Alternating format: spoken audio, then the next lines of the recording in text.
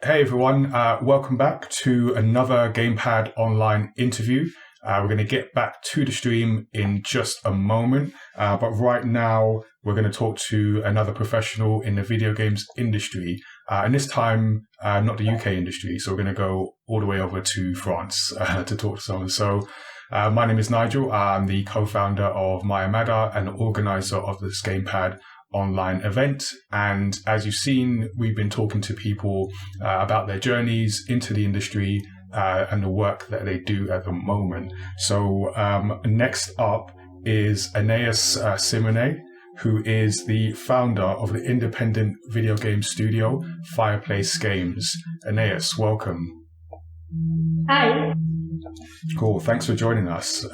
Before we get into it, I'm just going to let people know you can send your feedback in the chat and our Discord. So we've got a Discord server set up. So if you're not there already, you can join that and continue the conversation after the event.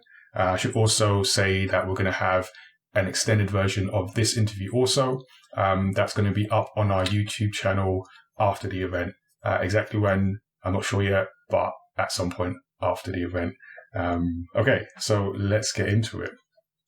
So Anaïs started as a character artist and has been on a journey that has led her to create an award-winning game and co-found her own studio in France, as I mentioned.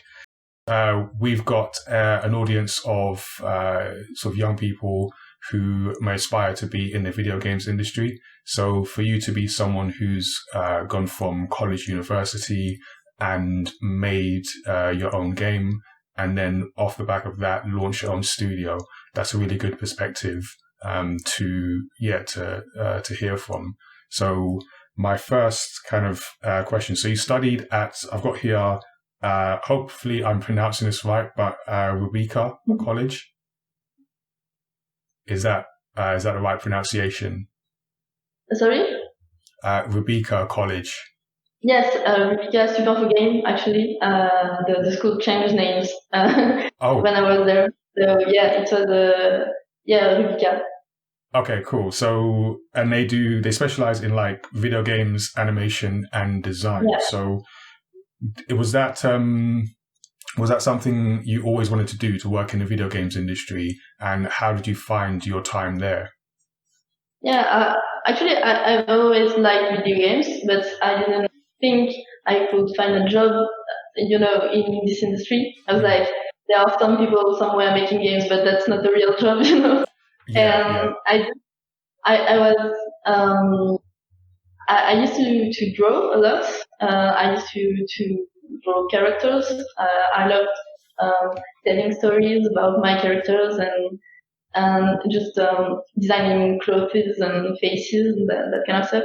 And one day I just realized that there were actual schools teaching how to make video games, and it was like, I knew I wanted to do that, so I applied to Rubica and I started the 5 years course. And it was really amazing because, I was finally able to do what I liked for real, and it's not always easy because there is a lot of pressure and a lot of work to do, and you have to, actually working on the game is not the same thing as just playing it. There were a lot of things to learn, but that was amazing, and I met a lot of amazing people there, and I've made tons of projects, and that was really fun. Yeah, so you say, like, you touched on a good point, like playing games is not the same as making games. So when you went from just playing games to playing and also making them, what was like the main thing that you learned, if there was sort of one thing or a few things that you learned going into the actual process of making games? I think the main thing we all learn is that it takes a lot of people to make a game, and you're not the only one working on it, so you can't just have a vision and decide everything, You have to work with other people, with other opinions and other intentions on the game. And maybe I think I didn't realize that before arriving at Rubica, because I always thought like, I have this great game idea, and I will find a team working for me and doing my game. Yeah. But that's only not your how it ideas. works. Yeah. Yeah, no, I think the main thing you learn at school is how to work with other people, and yes, it's I think the best lesson the school can teach. Cool. And another thing you touched on actually is, so before you started or you realized there was a school where you can go to learn how to make games, the idea of like games not being a real thing, a real job that you can go into. And it's so weird for me, like, because the games industry is so massive and like in terms of like revenue and all that, it's so weird to have that reality with the idea that games is not a real job. So like when you made a decision, like how did you get support from like your family? How important was that support in terms of getting you to pursue this career? Yeah, they were really supporting, and I really had that chance to have a family that was just okay with it. And I think they knew that I was going to work in the art industry anyway, like being a painter or comics writer, that kind of stuff. So I think they were ready with the idea that I was going to prepared them. An artist. Yeah, not being a banker or an accountant in a big firm. That wasn't myself, and I think they knew it. And so when I talked to them about that school, they were really supportive. Like, yeah, that makes sense. You draw and you play video games all day. So yes. Cool. Yeah, it makes perfect sense. So of course you'd go there.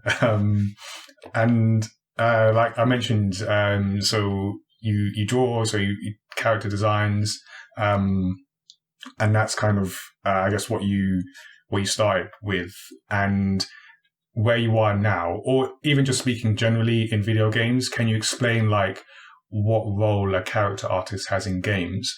And specifically to your point about working with other people, so at what point of the process does that occur, and who do you need to speak to sort of bring those characters to life? Actually, I used to draw a lot, but I don't anymore in my job, because the main part of a character artist job is not a character designer, that's another job, but character artist is more like taking the character design and making it 3D into the game. Yep. And so that involves working closely with the concept artist and the character designer, working on the character. But you also have this whole big part, which is the animation, and I'm not working on the animations, but I must work with the animators so my character can be ready for them. And so, yeah, you have you have to find a balance between the design and the technical constraints, and that's basically your job as a character artist. Okay. So you use 3D softwares to translate in 3D the original 2D concepts, and you work with the game engine to just put your character in there and set up it until the animator can do its job and animate. Yeah. No, I think that's important to understand. Like you say, it's not like the one person that does everything. It's like it's part of the whole, and then so I guess it's important to have that communication and understanding. Like, you know, you're doing this part, and then someone else is going to come and do the animation or whatever the next steps are. So that's cool. And in terms of making games, so you made a game called En Garde, which I understand was a winner of Best Student Game in 2018 for the Ping Award, which I had not heard of. Can you explain what that is and what that meant for you to sort of win this award? Yeah, the Ping Award in France is basically the national award for video games every year. So it meant a lot to win it because it was like we were awarded with the best student game prize for the whole France. So of course we were really happy, and yeah, it gave us a lot of opportunities because we were also nominated to the Indie Game Festival, which takes place in the GDC at San Francisco. Oh yeah. And so we could go to GDC, which is amazing for junior developers. And yeah, and there we met a lot of people, and it's the same thing with the Ping and all these contests give you great visibility for your game, and there are people just coming to you and telling you that they love your game and they played it and they loved it, and that's amazing. Yeah. And I think that's why we make games, just to see players enjoying it, just telling us that they liked it. Yeah. No, I can imagine. Yeah, it's always like a good feeling to have, like, to create something, like you put it out and then someone comes back and says, yeah, well, first of all, I played it and I enjoyed it, which is great. So, but I mean, tell us about the game. What is it about, and where can we find it as well? Yeah, so En Garde is basically a swashbuckling action adventure game.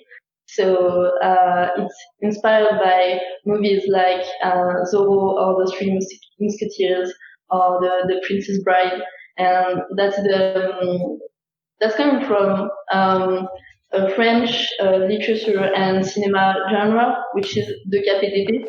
It's basically swashbuckling in English, and yeah, it's that swordman, swordwoman fighting enemies with a lot of panache and pride, and just making fun of his enemies using the environment and making jokes, and that's this whole idea. We realized that there were no video games using this at all. Okay.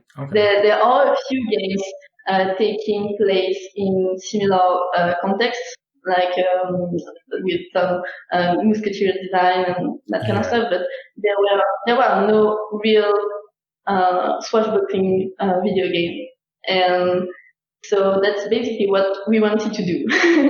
So En Garde is a 3D action adventure game.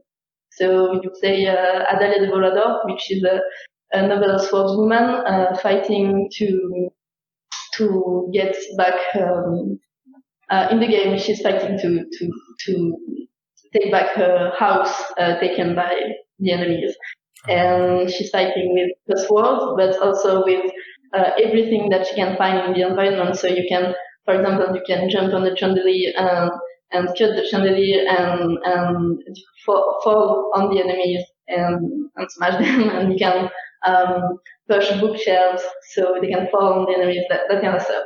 Yeah. And yeah, that's a funny game, I would say. Yeah, no, I took a look at it on the website, and it looks really fun. And I guess we can put it as part of stream, or put it in the Discord, or we'll share it with people so they can take a look at it as well.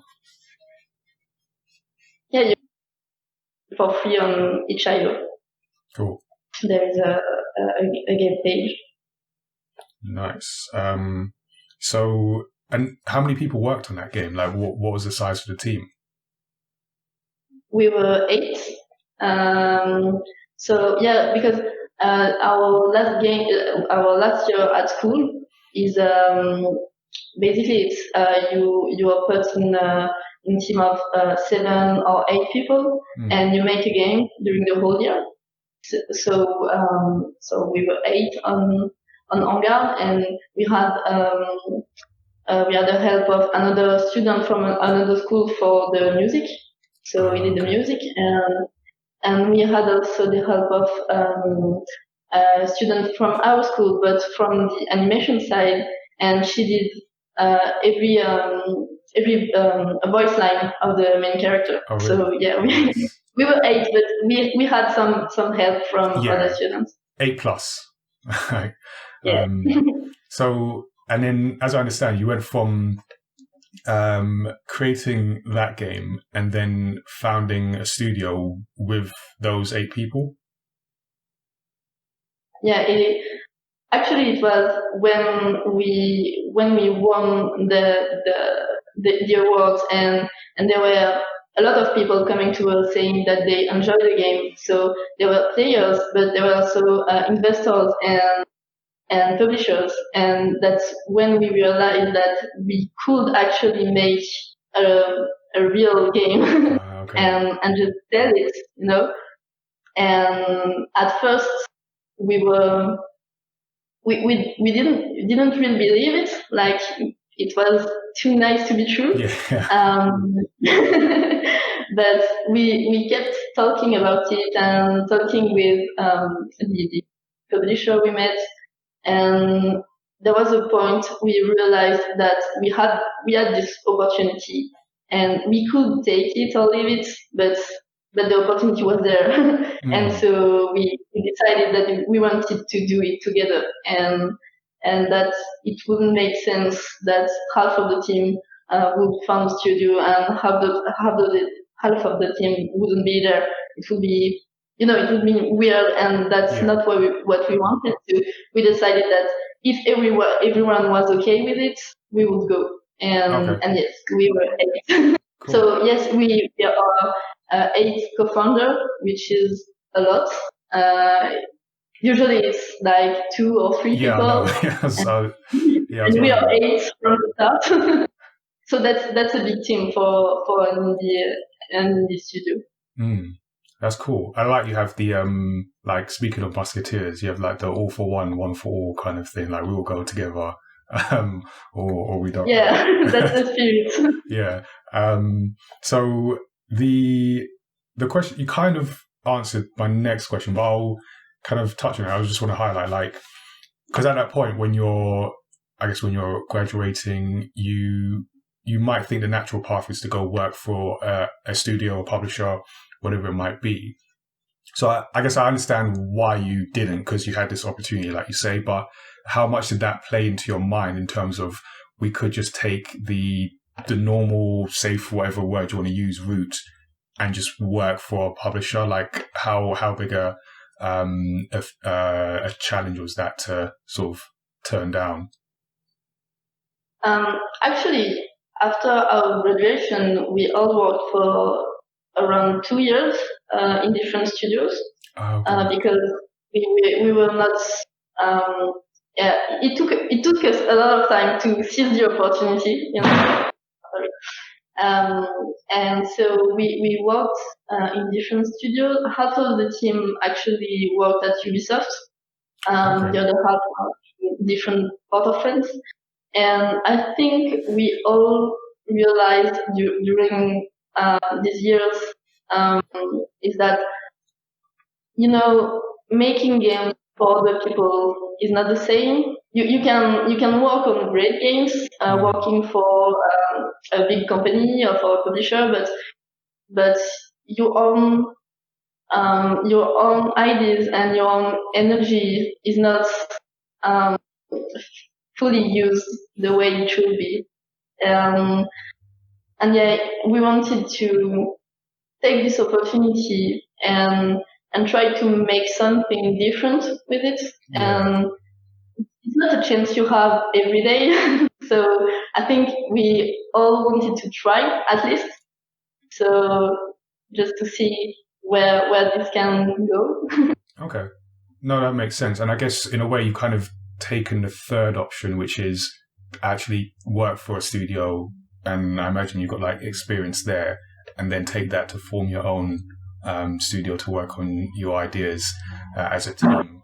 So then, if like say for another like young person who's maybe in a similar situation and thinking whether want to work in the games industry, but do I go into a publisher and work for someone, or do I work on creating my own game? Like, what would you say to them? There's multiple routes, but what would you say they should consider when deciding how to approach their entry into the games industry? Say, making games on your own is really fun, but it's also really hard. And I think it's best to start with working for other people and working for a studio or a publisher, because you have that safety, with your job, and so you can learn things and while being financially safe and think about your own ideas and your own projects, maybe in the evening. And I think that's important to build experience before launching a studio, even if I think you could actually launch a studio right after school. But I think I know for me it was really, really important. These 2 years actually were really important in my knowledge, because there is the things you learn at school and there is the things you learn working at the studio, and they are very different actually. And I think having that experience is always a nice thing. Okay. Yeah, definitely. When you're creating something of your own, it is a whole different, learning, learning. So we're going to get into that. Hello and welcome back. We're here with Anaïs, and we're speaking about her journey in the video games industry, from award-winning student game to co-founder of her own video game studio. So, Anaïs, I wanted to dig a bit deeper in terms of the founding your own studio, because that's like a big deal. And one of the things I saw on your profile is that you're sort of learning about business and management. And so you've gone from playing games to making games, and from making games to managing the game making process. What have you learned on that side of things, like the business side of it, and what has surprised you in it? Yeah, I learned a lot of things because I mean, creating a company is like a whole thing. Yeah, because that's a different game at all. Yeah, that's a very different part of my job. And then there's creating a video game company. That's also another thing that's a bit specific. For example, in France, you have some specific laws about it and specific funding opportunity, and you have to know them. But what's nice is that the French developer community is very small, actually, and once you know a few people, you know everyone, and people are really eager to help. So I was really, really helped by a lot of people, a lot of experienced people working on different studios or working in their own studios.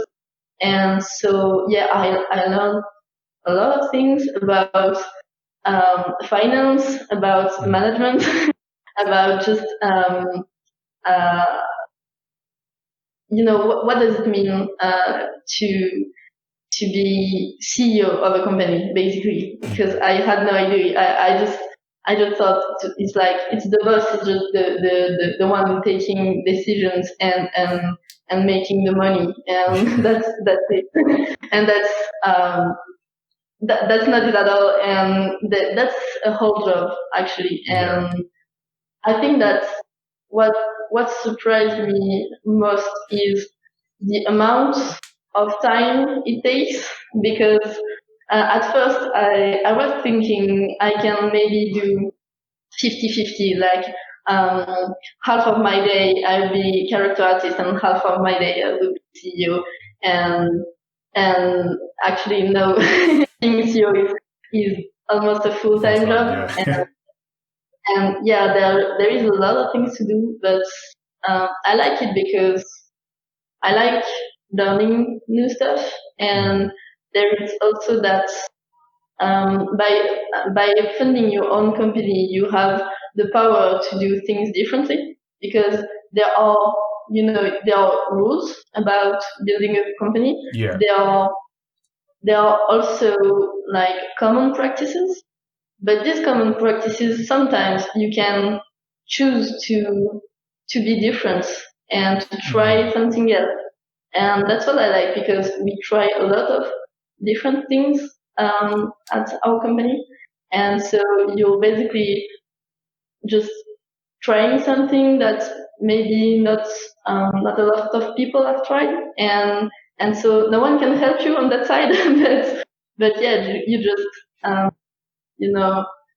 try to play by the rule and try to innovate and be a bit different.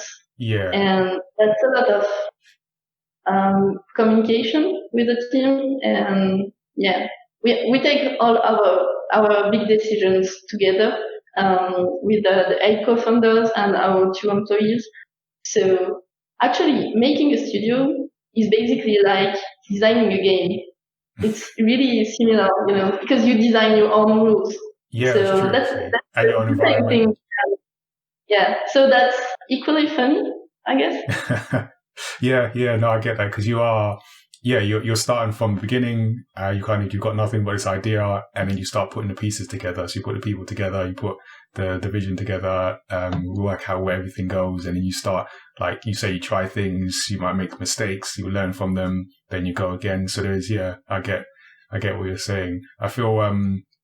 I definitely feel you on the idea about sort of working within a system, but then also being able to set your own rules within that to innovate and make change. Because I feel like the value of, if you're an independent game studio or independent anything really, is that you're working within an established order of things, but sometimes that can be a bad thing. So if there are sort of like negative practices or practices that maybe hold things back, like you have the flexibility to say, actually, we're going to do it this way, and if we want to set this vision for the industry, we can start with ourselves and set that example, and then hopefully that becomes like a rule. So yeah, I definitely agree with that. So I know we've talked about En Garde. You have a game you're working on. So I imagine you can't say too much, but what can you tell us about what you're working on at the moment, and how you're looking to improve on the game that you made together first time around? Yeah, what I can say is that if you played and you liked En Garde, you will like our next game, because of course it's a whole new project, but we take a lot of that experience, because that works. So we try to use it at the best way possible, and the intentions and inspirations are very similar. So yeah, that's a whole new game, but that's kind of in the same spirit. Okay, cool. And then the rest is top secret. You have to follow follow them to find out when they make that announcement.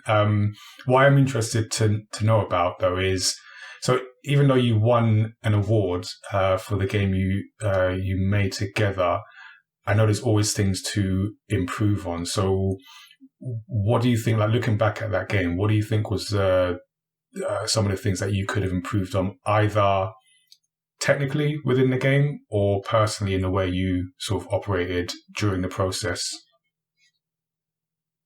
Well, I think for a prototype student game, we were doing great, but it's still it was aimed at just having a good grade at the final jury, and so there is a lot of things like, for example, the game graphics are very poorly optimized.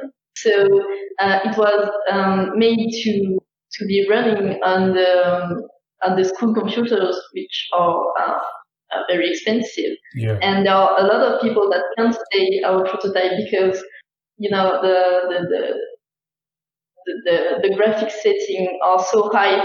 You actually can't play with a normal computer, and that kind of stuff. We did it because we had not much time, and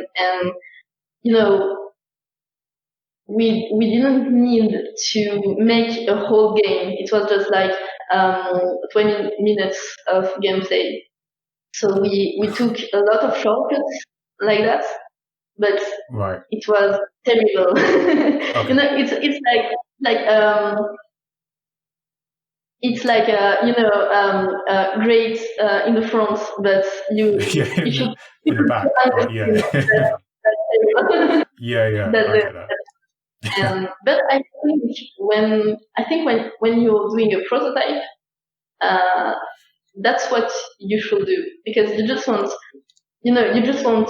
people to understand what is your game, and giving them the intentions, and making them wanting to see more. Yes. But if it's not perfect on the technical side, that's okay, because you can see that later.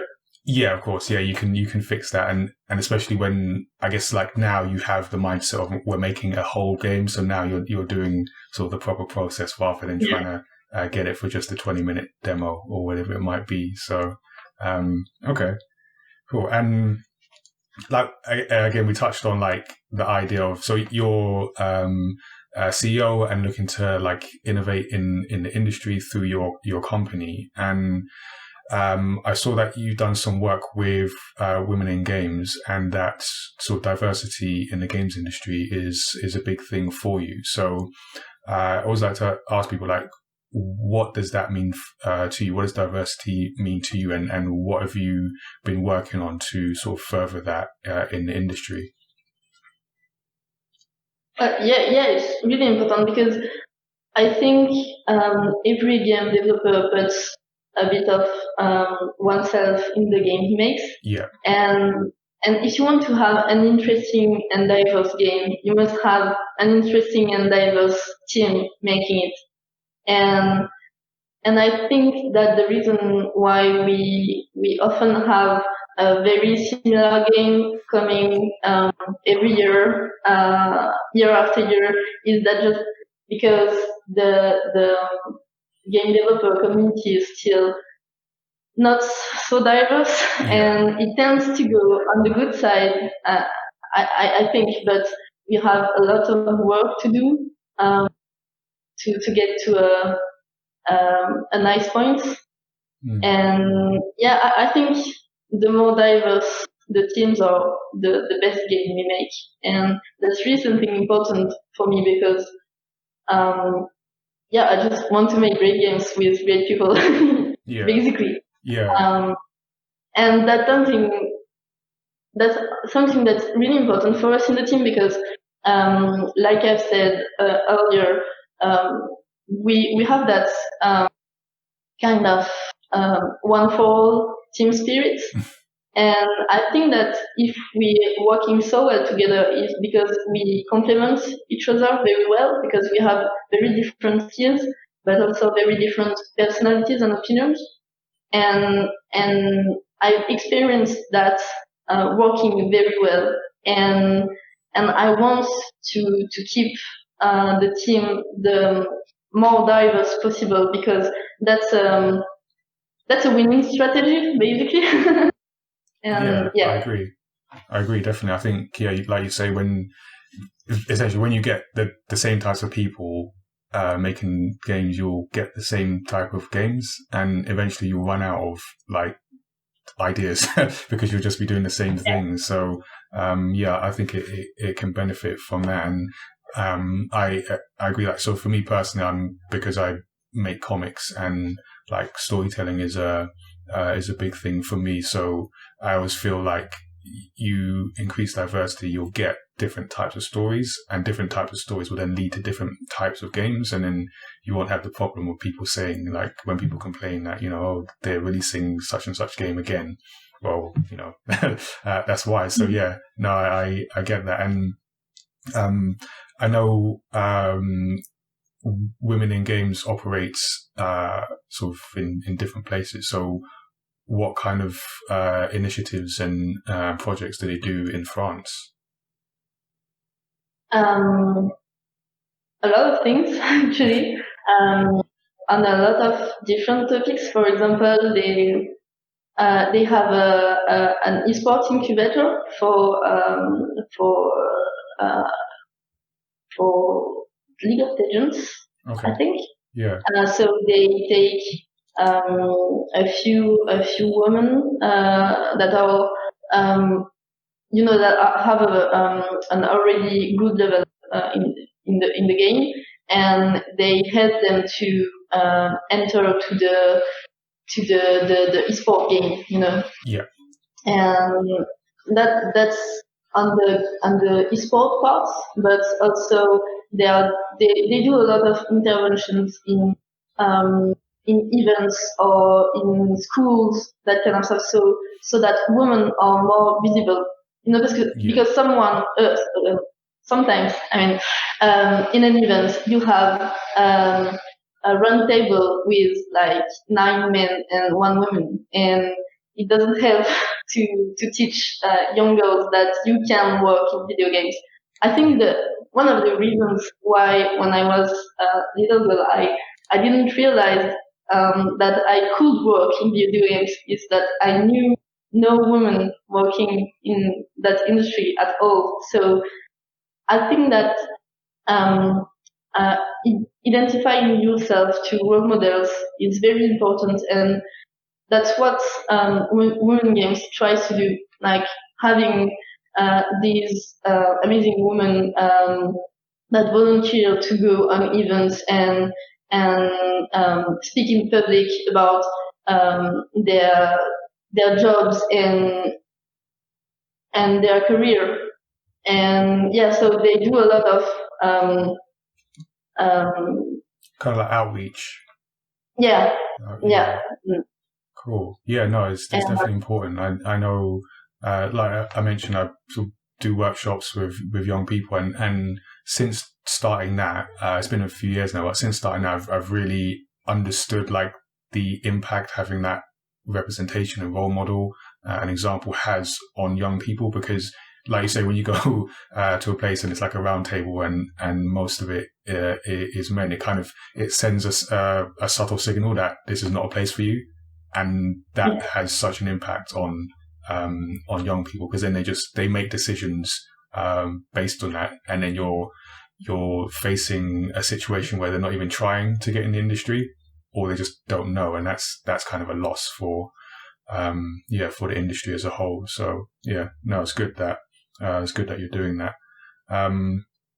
So to round off, I'm always interested to ask people, because we have a new generation of consoles coming up. So my first question is PlayStation or Xbox? That's a difficult question.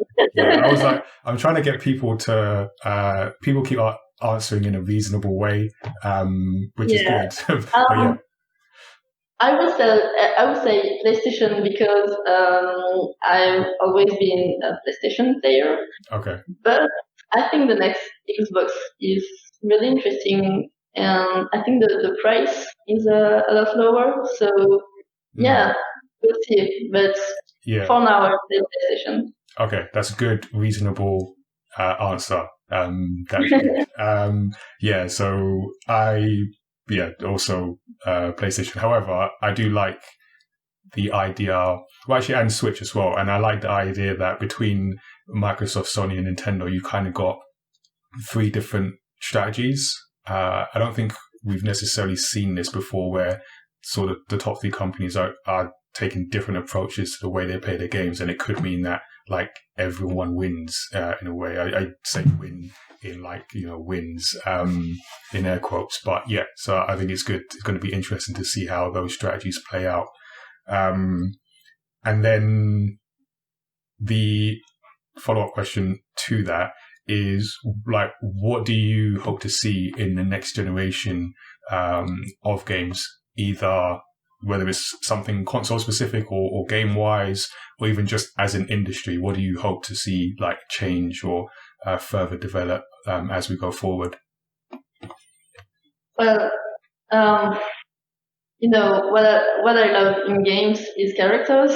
So I always, it's a very, very important thing to me in the game I play, and I'm really looking forward to see well-written and diverse characters, because we have some, and yeah, but still, there are a lot of games that, I don't identify with the characters, and it bothers me. I would really love to see like so many diverse and amazing characters that everyone can relate to them. And yeah, I hope it's the future. Cool. Yeah, no, I agree with that. Definitely. So, and yeah, before we end, just let people know where they can find you on social media and all that. Just let us know where we can reach you. Yeah, we are pretty active on Twitter, Fireplace Games. Yeah, mainly Twitter.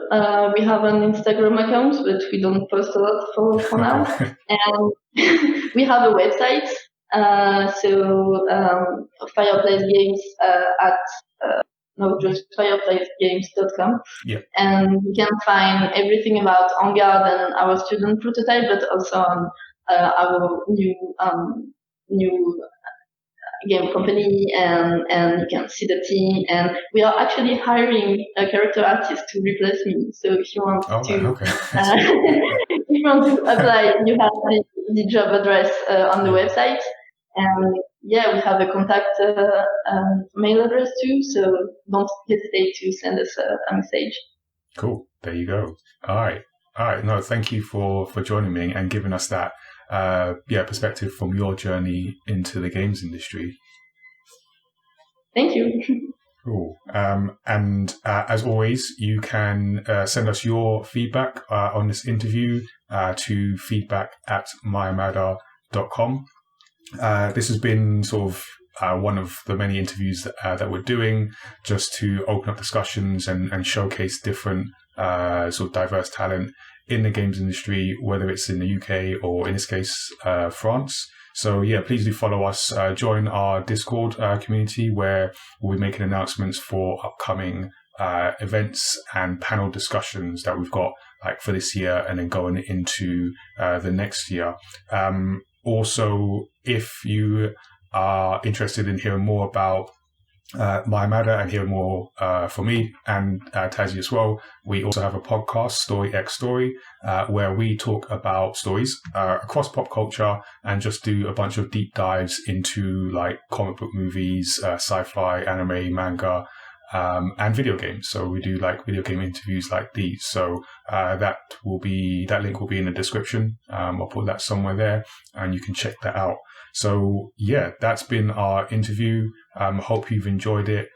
Please do follow us and stick around for more to come. Until then, we will see you all next time.